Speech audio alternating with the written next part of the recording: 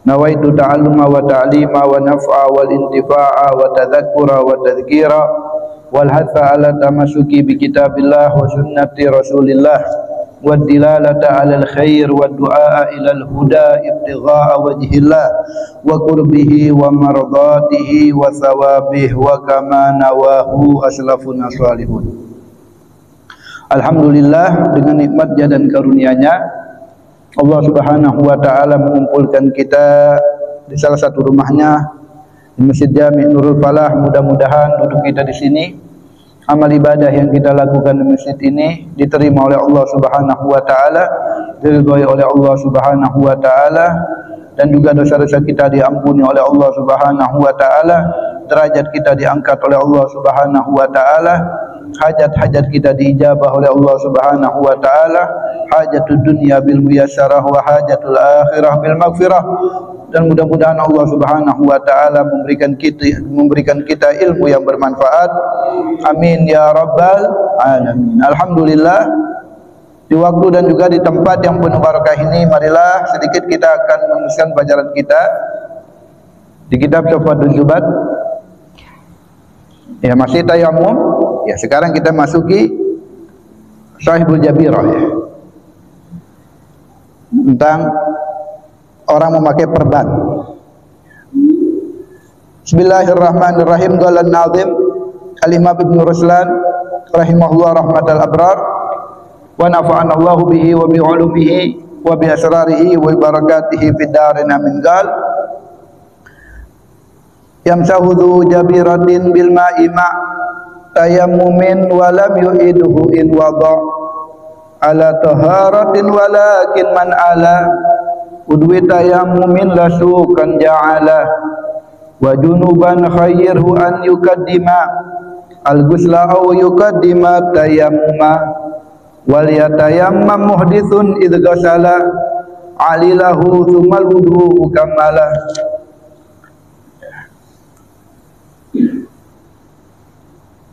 Kemudian kita memasuki bagian akhir dari kitab Tayammum, bab Tayammum, yaitu masalah Jabirah. Ya, Jabirah itu adalah satir, ya, atau untuk menutupi luka. Ya, benda untuk menutupi luka, ya, seperti perban. Ya. Pakai apapun, ya, pokoknya sesuatu apa namanya yang dapat menutupi luka, ya, di anggota tubuh. Nah, itu namanya Jabirah atau Sahibul Jabirah. Ya, orangnya namanya Sahibul Jabirah. Ini orang yang ada perban di anggota tubuhnya, di anggota wudhu, ya, atau kalau dia mandi, pokoknya di anggota tubuhnya diwajibkan 3 perkara.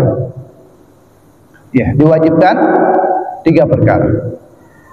Yang pertama, ghusl sahih. Dia itu membasuh anggota tubuhnya yang tidak ada perbannya. Nah, itu yang pertama, ghusl sahih. Yang kedua, mashul jabirah, mengusap, ya, dengan air, ya, mengusap dengan air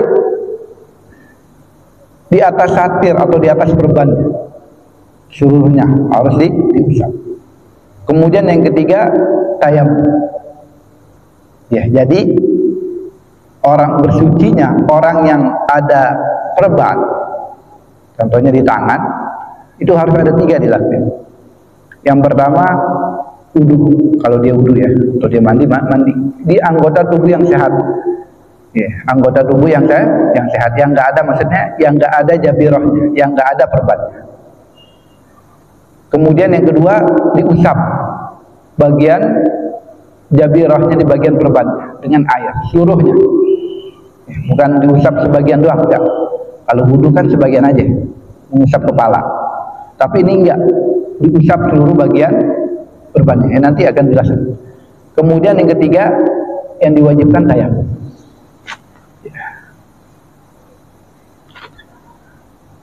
Gambaran, ya kalau misalnya kita ada luka, ya wudu dulu lah, yang umum wudu, bukan mandi besar. Ada luka di tangan kita, ya, di jari telunjuk contohnya. Ada luka di tangan kita, di jari telunjuk kita, dan harus memakai perban. Ya kalau bisa dibuka, wajib buka ya. Ya wajib buka, dan dia kena air.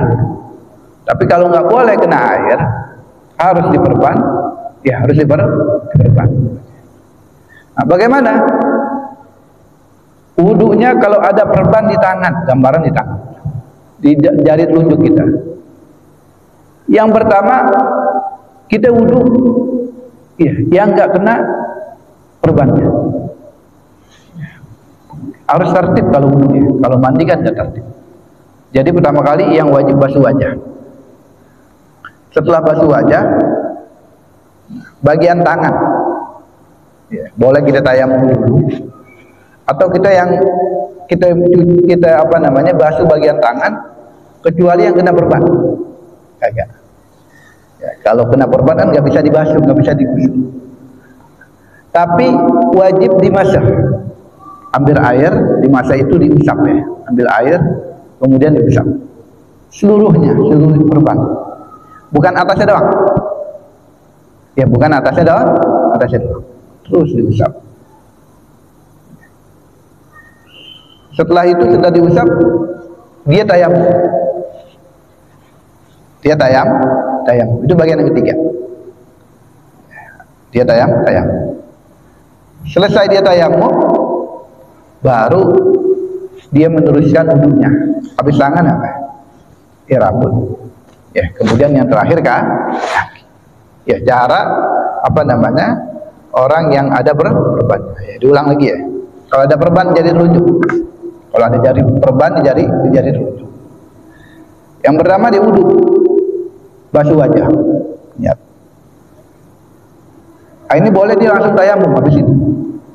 Pokoknya kalau harus tertib ya. Harus tertib. Kalau tangan berarti kan habis wajah, ya sebelum kepala. Jangan habis wajah, tangan langsung kepala, langsung kaki, baru diusap. Nah, ini nggak boleh, nggak tertib. Karena wudu harus tertib. Jadi habis basuh wajah, boleh dia tayamum dulu, atau boleh dia mencuci bagian tangan dia basuh. Ya, kecuali yang bagian ada perbannya, kan nggak bisa dibasuh kan, nggak bisa disiram dengan air. Nah, setelah itu baru diusap. Nah, cara yang kedua, diusap bagian perbannya dengan air. Ambil air, tangan kita kan basah, kita usap seluruhnya. Ya, bukan sebagian, bukan atasnya doang, atau bukan atas bawah, tapi seluruhnya. Ya, seluruhnya dia diusap bagian yang ada perbannya. Nah, setelah itu baru tayamum. Atau kalau dia tayamum ya udah langsung kepala. Kalau dia udah tayamum tadi habis kepala langsung masuk kaki. Nah, itu tayamumnya orang yang ada perban di anggota wudu atau anggota tayamum. Di sini dikatakan yamsahu jabiratin bil ma'i ma tayammumin. Yamsahu, nah, wajib untuk dia itu mengusap zu jabiratin, orang yang mempunyai jabirah, mempunyai perban, harus diusap. Ya, harus diusap bagian perbannya dengan air. Bil ma'i, dengan air. Tapi kalau dia tayamum bagaimana? Karena kan bagian tangan tadi ada perban. Dia tayamum. Di tayamumin juga enggak bagian yang luka? Enggak perlu. Tapi kalau wudu, kalau dengan air itu harus diusap dengan air. Kenapa? Karena kalau air ini masih bisa kemungkinan meresap, masih bisa gitu. Tapi kalau turap, kalau tanah, debu, ya nggak bisa. Makanya nggak ada faedahnya. Makanya nggak perlu. Jadi yang ditayamumin ini, yang ada perbannya nggak perlu ditayamumin. Tapi kalau wudu harus diusap tadi itu. Sahudu jabiratin bil ma'i, ya dengan apa namanya? Dengan air. Mak tayammum. Kemudian diwajibkan yang kedua tayammum. Ya, kemudian yang ketiga yaitu mencuci atau membersihkan bagian yang sehat, yang enggak ada perbannya. Nah, ini hadis disebutkan dalam hadis riwayat Abu Dawud dan Daruqutni. An Jabir dari Sayyidina Jabir, fil masjud alladhi ihtalama wa ghtasala fa dakhala al-ma' sajjatu famata, ya. Ada orang yang luka dan dia meninggal dunia. Ya, dia junub dan dia mandi, di tengah-tengah mandi dia masuk ke dalam air, meninggal dunia. Orang ini luka. Ya, kayak robek apanya, palanya atau apanya. Bermasjud. Famata, kemudian meninggal orang. Lalu kata Nabi mengatakan yakfiyahu an yatayammam. Cukup bagi dia untuk ditayammumin. Wa yusib ala ra'sihi khirqah. Berarti kepalanya di sini. Kemudian ditutup kepalanya dengan bahan. Tsumma yamsahu 'alaiha. Kemudian diusap bagian perbannya itu dengan air. Wa yajsil sa'ira jasadi. Kemudian selain perbannya itu dimandiin. Jadi kalau ada apa namanya orang yang meninggal dunia contohnya, dan dia itu luka dan lukanya harus diperban, cara mandinya gimana? Ditayamumin, kemudian ditutup dengan perban bagian apa namanya lukanya, ya. Kemudian dimandiin yang selain bagian perban. Yang perban ini nggak dimandiin, tapi cukup diusap dengan air. Ini dalil. Walam yu'idhu in waqa ala taharatin. Ketika kita naruh perban, kadang kan ya, orang ini lupa ya.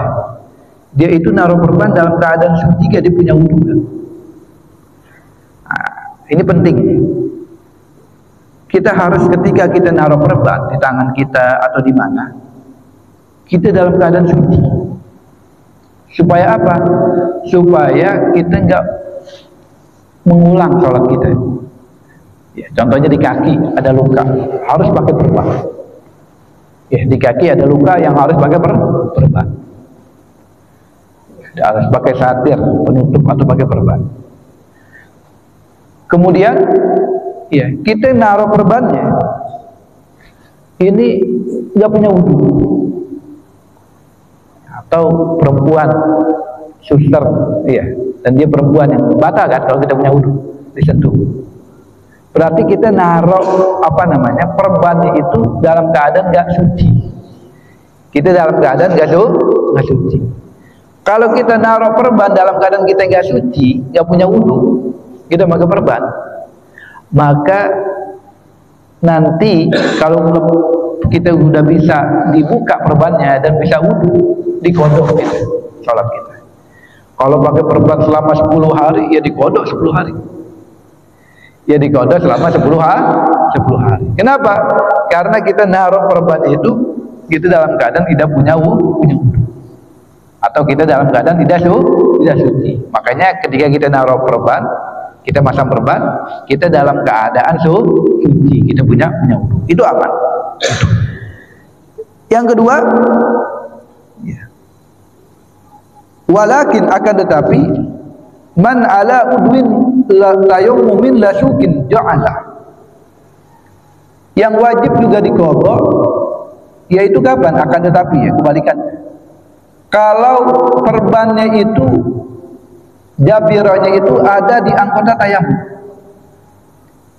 Nah, ini mutlak ini. Anggota tayamum mana? Dua kan?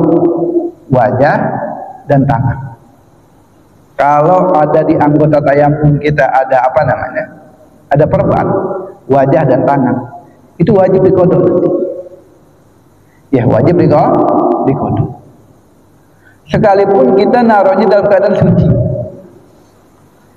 Sekalipun kita naruhnya dalam keadaan suci. Enggak suci kita. Naruhnya itu sebelum kita pakai perban, kita udah wudu. Kita udah dalam keadaan suci. Tetap apa namanya? Karena perbannya ada di anggota tayamum, maka wajib qadha. Jadi yang wajib qadha itu yaitu kapan? Kalau kita naruh perbannya itu kita dalam keadaan tidak suci.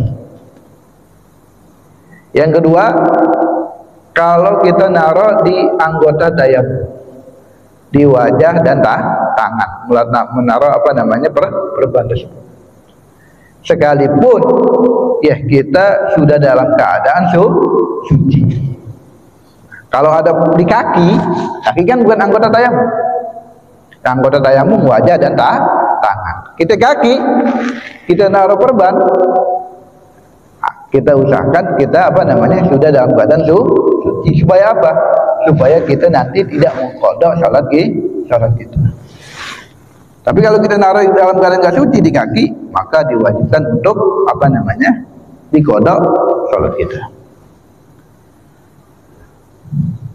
Kemudian wajunuban khairhu an yuqaddima al-ghusla aw yuqaddima tayammum. Kalau di kita ini junub, ya punya hadas besar. Ya, hadas besar, tapi kita ada perban di tangan kita atau di kaki kita. Mana yang kita dahulukan? Nah, kalau wudu kan tadi di anggota tayamum. Di anggota wudu tayamumnya. Tapi kalau mandi besar disuruh kita pilih. Wa junuban khairhu an yuqaddima. Kita suruh pilih dahulukan al-ghusla, mandi dulu, au yuqaddima tayammum. Atau kita tayamum dulu. Ya. Kalau Nabi tadi ngajarin tayamum dulu. Ya. Kenapa? Karena kalau tayamum dulu kemudian kita mandi, itu bekas-bekas tayamum menjadi hilang. Jadi kalau kita hadas besar tapi ada perban apa namanya di anggota kita, anggota tubuh kita, di mana? Di tangan kita contohnya. Di tangan kita ada perban. Kita pengen mandi. Mana kita dahulukan? Tayamum dulu atau mandi dulu? Boleh tayamum dulu, boleh mandi dulu. Jadi ketika anggota yang tubuh yang nggak ada perbannya disiram semua. Tapi ketika diperban diusap seluruh tubuh. Habis itu baru tayamum. Itu boleh. Tapi cara yang paling afdal kita tayamum dulu sebelum mandi. Sebelum mandi kita tayamum dulu. Kita tayamum ya wajah, kemudian kedua tangan. Setelah itu baru mandi. Nah, yang bagian perbannya kan nggak kena kan? Ya kena air. Ya, baru diusap. Ya, terakhir baru diusap. Nah, itu kalau kita mandi hadas besar, kalau kita ingin apa namanya, kalau kita tayamumnya kita, ya ketika kita memakai jabirah, memakai perban dan mandi. Tapi kalau wudu bagaimana? Wal yatayammam muhditsun idz ghasala alilahu tsumal wudu kamala. Wal yatayammam, maka tayamumlah muhdits, orang yang punya hadas kecil, ya maksudnya orang yang enggak punya wudu, idz ghasala, idz di sini waktu membasuh alilahu, ya perbannya dia. Kalau perbannya di tangan, ya berarti apa namanya, setelah wajah. Kalau di kaki, ya berarti dia wudu dulu tuh, wajah, tangan, rambut, baru kaki. Kalau di wajah, ya ada perban di wajah, harus pakai perban di wajah. Ya, ini boleh. Pokoknya waktunya dia tayamum dulu. Ya kan, wajah yang pertama kan, basuhan wudu yang pertama adalah wajah. Dia tayamum dulu, habis itu baru dia membasuh bagian yang enggak ada perbannya, dibasuh. Kemudian yang ada perbannya diusap bagian wajah. Diusap, setelah diusap baru dia membasuh bagian tangan, ya, kemudian rambut, usap, kemudian kaki. Jadi kalau tayamumnya orang pengen wudu dan dia ada jabirah, ada perban, yaitu kapan? Ya tergantung perbannya itu ada di mana. Ya. Kalau apa namanya ada di wajah, ya berarti pertama kali. Kalau ada di tangan, ya berarti tayamumnya setelah membasuh wajah. Kalau ada di kaki, ya berarti terakhir. Ya setelah wajah, tangan, rambut, baru kaki, dan itu tempatnya tayamum. Ya boleh juga kita tadi.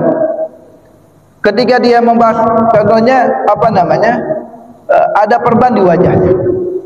Ada perban di wajahnya. Boleh dia itu membasuh yang nggak ada perbannya di bagian wajah. Setelah itu baru mengusap air, baru dia tayamum, atau dia tayamum dulu. Dia tayamum dulu, baru dia membasuh wajahnya yang nggak ada perbannya. Ya, contohnya ada perbannya di sini. Ya dia tayamum dulu, habis dia tayamum, baru dia membasuh yang nggak ada perbannya, baru yang terakhir dia usap.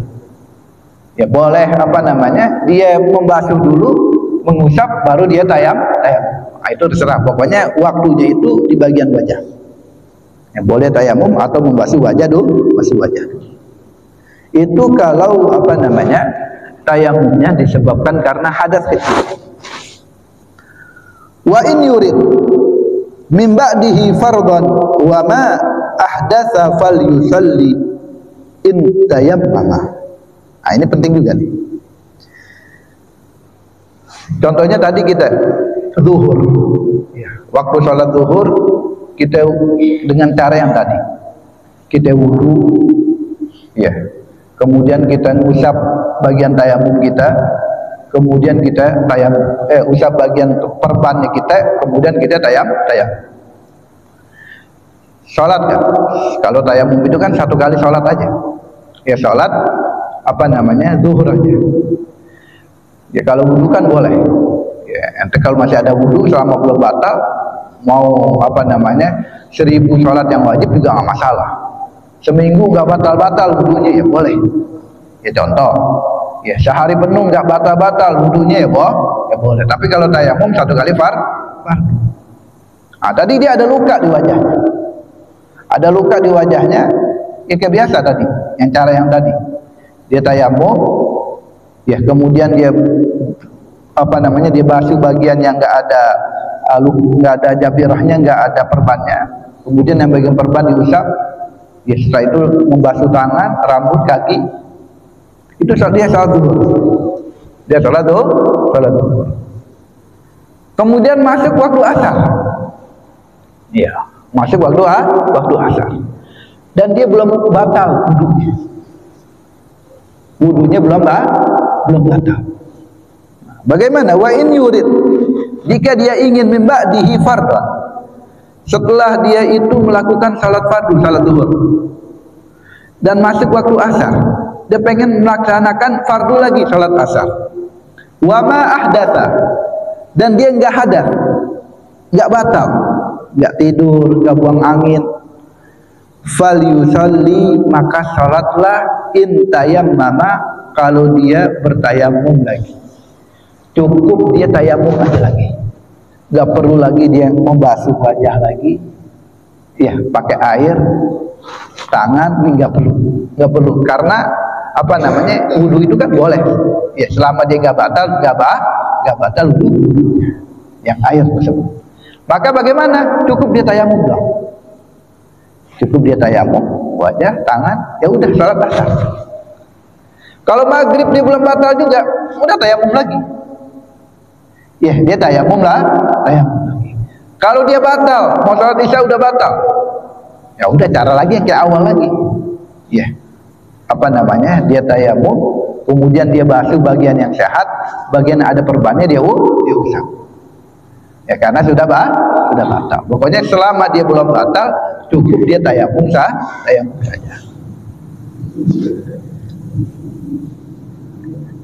Wagil, dan ada gil, yu'idu muhditsun lima ba'dal alil. Nah, ini pendapat yang lemah ya. Wagil yu'idu muhditsun lima ba'dal alil.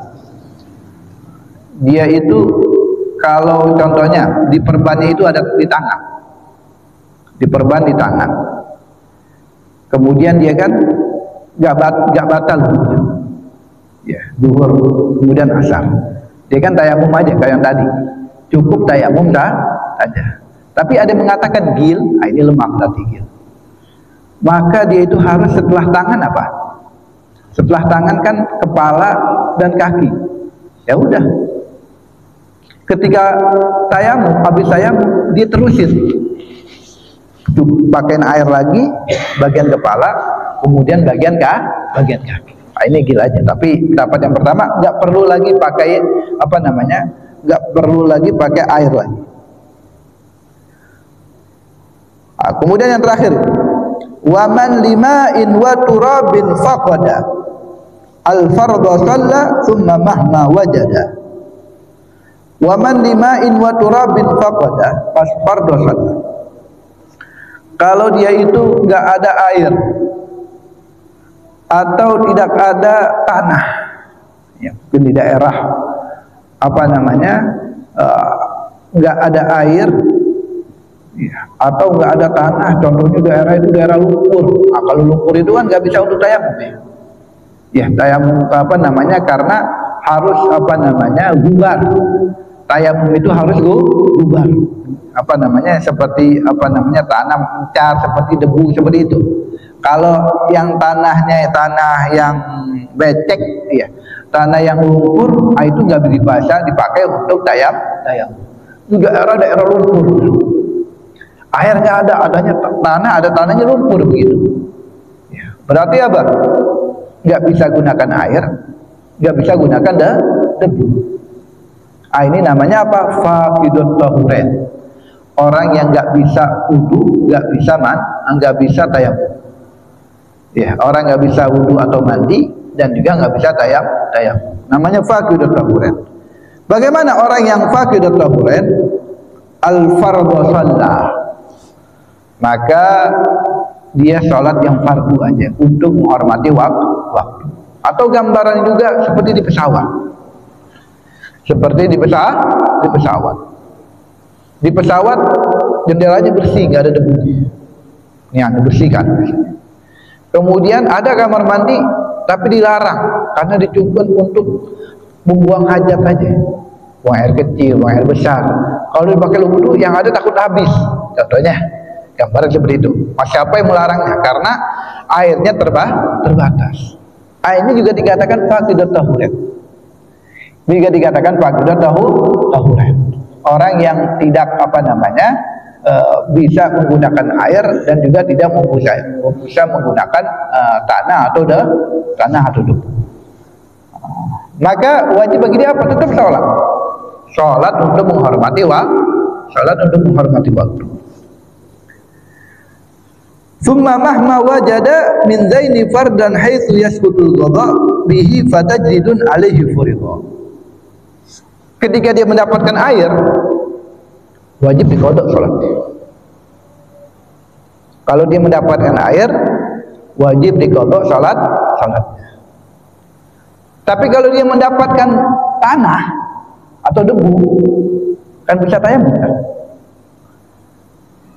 Dia tayamum enggak untuk mengqadha salatnya? Lihat dulu. Kalau orang itu yang namanya tayamum, terkadang itu apa namanya wajib untuk diqadha lagi. Ya, seperti apa? seperti orang yang nggak ada air, kemudian biasanya ada air di satu daerah, kemudian nggak ada air. Di Tamburan kan biasa ada air, tiba-tiba nggak ada air sama sekali. Tiba-tiba nggak ada air. Kemudian kita sholat, kita tayamum, setelah itu kita sholat. Dikodok nggak sholat kita? Wajib dikodok. Kenapa? Karena kita menggunakan debu atau tanah tayamum disebabkan nggak ada air yang biasanya di daerahnya ada air.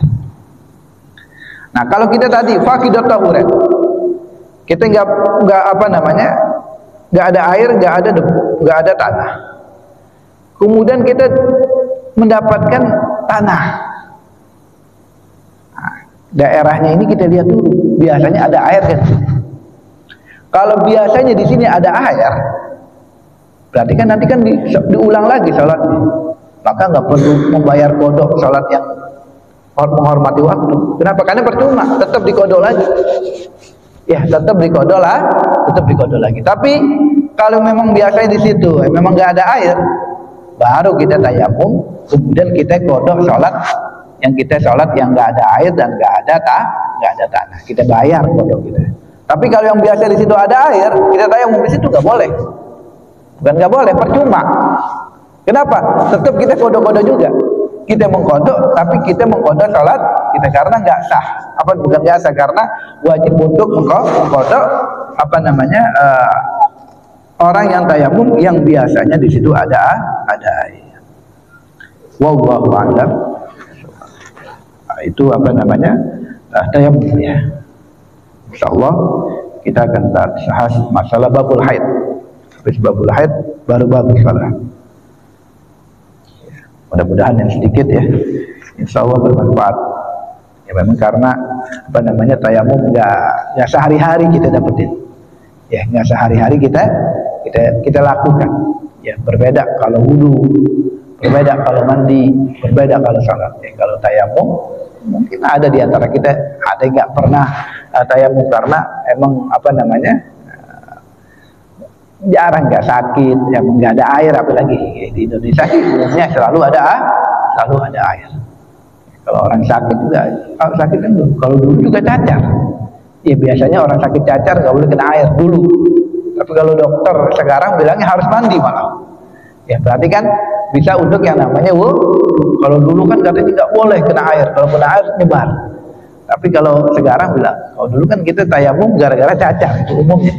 Ya penyakit dah. Atau ada orang yang ada luka, ada perban. Nah, itu apa namanya? 3 itu. Yang pertama dia wudu, yang bagian yang nggak ada perbannya, penting itu. Kemudian bagian perbannya diusap dengan air, baru kemudian tayam. Atau dia tayamum dulu, kemudian dia basuh bagian yang nggak ada perbannya, kemudian baru dia mengusap dengan air yang ada perbannya. Wallahu a'lam. Alladzina amanu wa tatma'innu qulubuhum bi dzikrillah. Ala bi dzikrillah tatma'innul qulub fa'lam annahu la ilaha illallah.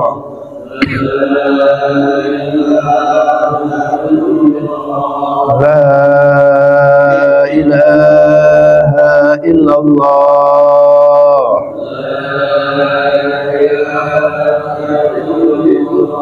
La ilaha illallah.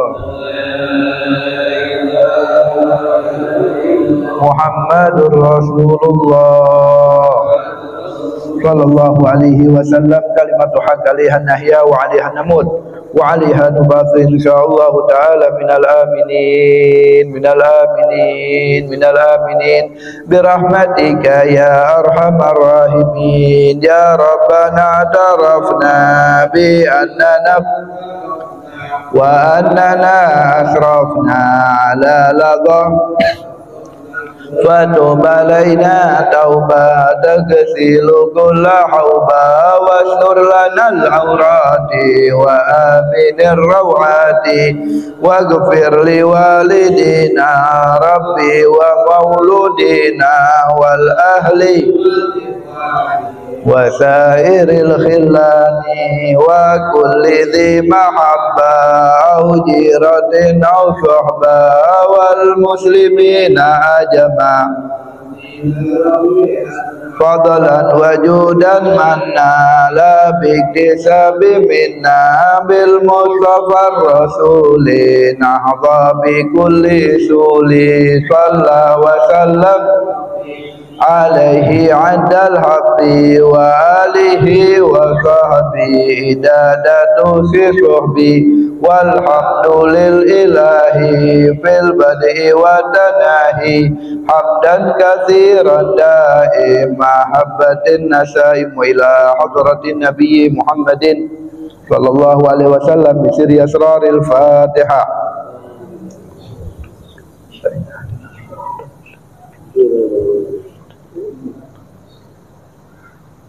Kurang lebihnya mohon maaf. Kita minta minkum. Wassalamualaikum warahmatullahi wabarakatuh.